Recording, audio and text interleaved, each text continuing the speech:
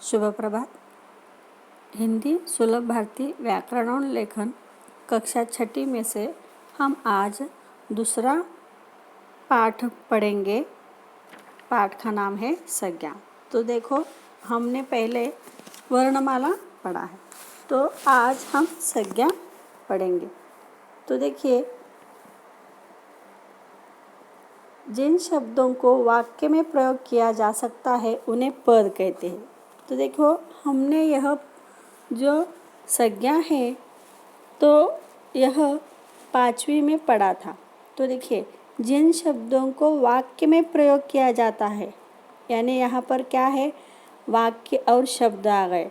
यानी वाक्य कैसे बनते हैं, शब्दों से बनते हैं, और जो वाक्य में शब्द आते हैं उन्हें क्या कहते हैं, पद कहते हैं। तो पद के कितने प्रकार हैं, 5 प्रकार है।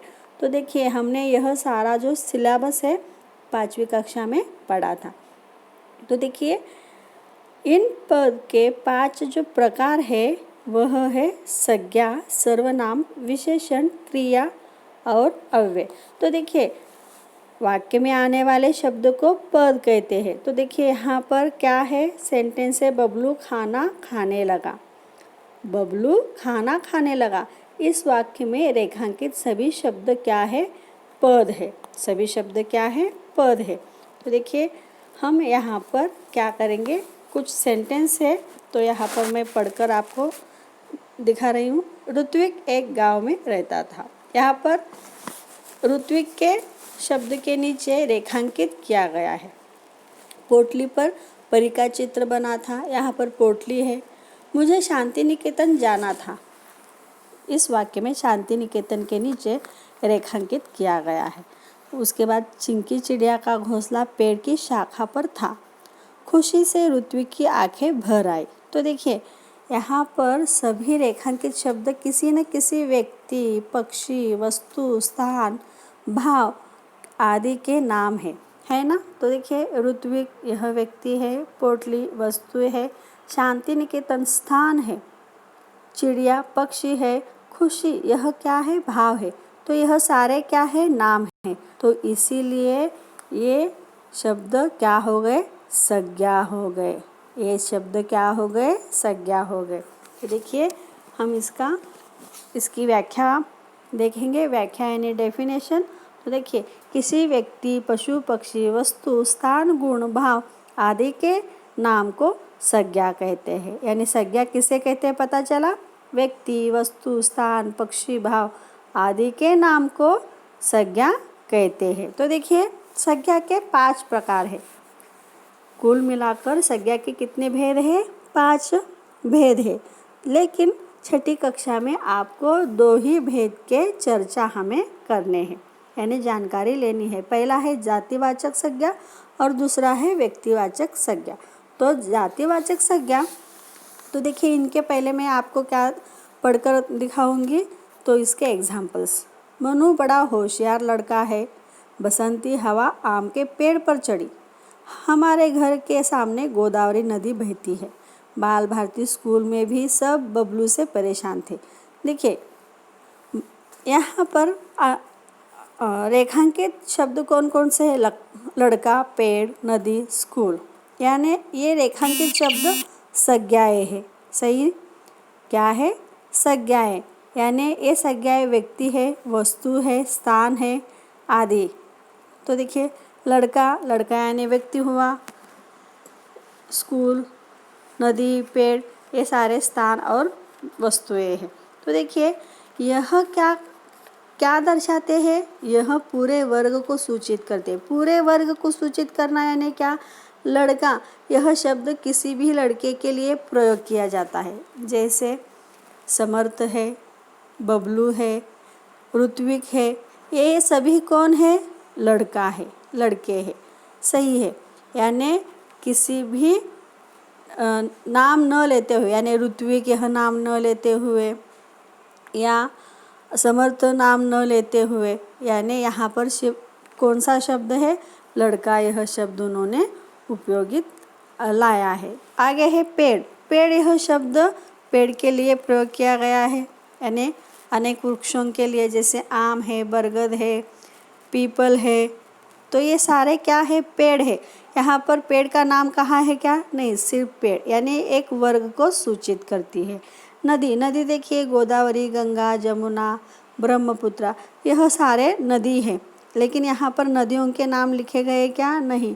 नदी यानी एक वर्ग को सूचित करती है। स्कूल देखिए आपके ही हमारे ही स्कूल के अनेक नाम है एक ही संस्था के, जैसे केबी बंडा है, तिम्मप्पा है, सरस्वती, प्रशाला, यानी अनेक स्कूल के नाम होते हैं। यहाँ पर स्कूल यह पूरे वर्ग को सूचित करता है। यानी आपको समझ में आ गया, यानी यहाँ पर आपको क्या समझ में आ गया, यह जातिवाचक संज्ञा है। यह संज्ञा किस तरह के है, जातिवाचक है, यानी एक जात का पूरे वर्ग का वह क्या करता है, सूचना देता है या सूचित करता है, पूरे वर्ग को सूचित करता है। तो इसकी व्याख्या देखेंगे। जो संज्ञा शब्द किसी प्राणी, स्थान या वस्तु की पूरी जाति या वर्ग का बोध कराते हैं उन्हें जातिवाचक संज्ञा कहते हैं। तो देखिए यहाँ पर जूम करके दिखा रही हूँ। जो संज्ञा शब्द किसी प्राणी, स्थान या वस्तु की पूरी जाति या वर्ग का बोध कराते हैं उन्हें जातिवाचक संज्ञा कहते हैं। तो देखिए यहाँ पर यह जातिवाचक समझ में आ गया, यानी कुछ अभी जातिवाचक संज्ञा के शब्द मैं आपको बताऊंगी। संज्ञाएं मेला, बस, बंदरगाह, उपहार, गांव, लड़का, परी, पुस्तक, राहगीर, चित्र, जोकर, बच्चा, आदमी, देश, कमरा, पंखा, कूलर, गुब्बारा, मिठाई, खाना, कुत्ता आदि, यह क्या है, जातिवाचक संज्ञाएं हैं। देखिए कुत्ते के बहुत सारे नाम होते, मिठाइयों के नाम है, खाने के भी नाम है, गुब्बारे के भी नाम है, कूलर के नाम है, यानी क्या, उनके जो जिस तरह से उषा कंपनी का cooler, standard cooler, oriental cooler, इस तरह से यह कूलर के नाम आएंगे। तो जो देखिए उसके आगे है व्यक्तिवाचक संज्ञा। जातिवाचक समझ में आ गया, यानी किसी एक ही जाति का एक ही वर्ग को वह सूचित करता है। आगे है मनु बड़ा होशियार लड़का है, बसंती हवा आम के पेड़ पर चढ़ी, हमारे घर के सामने गोदावरी नदी बहती है। बाल भारती स्कूल में भी सब बबलू से परेशान थे। देखिए यहाँ पर अभी हमने जो पहले पढ़े हैं वही सेंटेंस यहाँ पर फिर से आए हैं। मनु बड़ा होशियार लड़का है, पहले सेंटेंस में हमने लड़का देखा था, इस सेंटेंस में क्या है, मनु है। बसंती हवा आम के पेड़ पर चढ़ी थी, वहाँ पर पेड़ को अंडरलाइन किया था, यहाँ पर किस पेड़ का है, आम के पेड़, यानी आपको समझ में आ रहा है। अभी क्या है, नदी थी गोदावरी नदी, यानी यहाँ पर मनु, आम, गोदावरी, बाल भारती, यह सारे क्या है, रेखांकित के व्यक्ति के नाम है। वेरी गुड, यह क्या है, सभी व्यक्ति के संज्ञा है, यानी मनु एक लड़का है, आम एक पेड़ है, गोदावरी नदी है, बाल भारती यह स्कूल का नाम है, यानी किसी न किसी विशेष व्यक्ति, वस्तु अथवा स्थान के नाम यहाँ पर सूचित होते हैं, यानी यह कौन से संज्ञा हो गई, व्यक्तिवाचक संज्ञा हो गई। समझ में आए बच्चों? तो देखिए इसकी व्याख्या,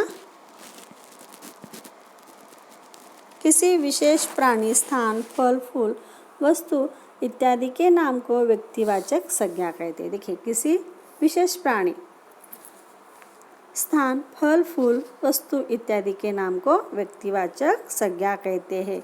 तो आपको संज्ञा के दो भेद, इनकी जानकारी आज हमने इस पाठ से ली है। ओके।